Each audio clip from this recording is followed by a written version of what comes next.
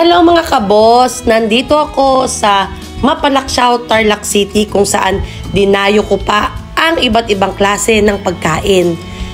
Namarites kasi ng mga kasama ko sa trabaho na meron daw ditong night food market kung saan nag-i-start sila ng alas 4 ng hapon at natatapos ng alas 9 hanggang alas 10 ng gabi. Dito po sa lugar na ito ay matatagpuan nyo. Papasok kayo sa Luisita Compound at pagtanong nyo lamang po, may papasukan po kayong kanto at hindi na kayo maliligaw dahil kapag nagtanong kayo ay ang babait ng mga tao. Ituturo talaga nila kayo dito sa Barangay Mapalaksyaw, Tarlac City. At heto na nga, nandito yung mga bago sa aking panlasa katulad ng mga fried na street foods. Fried Betamax na first time kong natikman. Meron din sila ditong vegetable balls at fried isaw, calamares at kwek-kwek. Naku, ako po talagang tinikman ko ito lahat at hindi ko ito pinalagpas.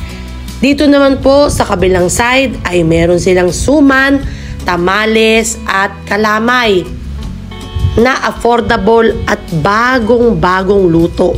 Actually, mainit pa nang binili ko ito. Binilhan ko po ang aking nanay dahil paborito niya po ang tamales, suman at kalamay. Ang bait ng mga tao dito. At ayan pa nga si kuya, nagla-live pa nga siya. Pinopromote pa nga niya ang page ko. Follow niyo po, Joyce Painor, the Lady Boss. Facebook page ko po iyan.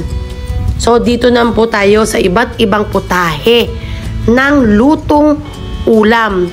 Pang dinner nyo. Pwede rin, bumili kayo para praktikal, ilagay nyo sa ref at i-microwave nyo na lamang po ito. Naku, sa mga taong tamad magluto, sa mga taong praktikal, ay nako, bibili na lang talaga ng lutong ulam. Dito po sa Barangay Mapalaksyaw ay 60 pesos per order. Napaka-generous nilang magbigay ng servings dito. At good for 2 persons na po ito. I'm sure na mabubusog kayo.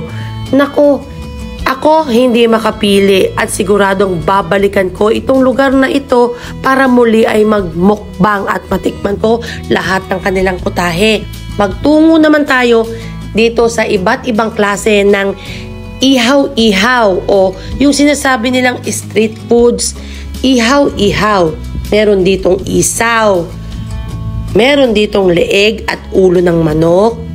Meron ditong dugo, hotdog, tenga ng manok at yung puwet ng manok.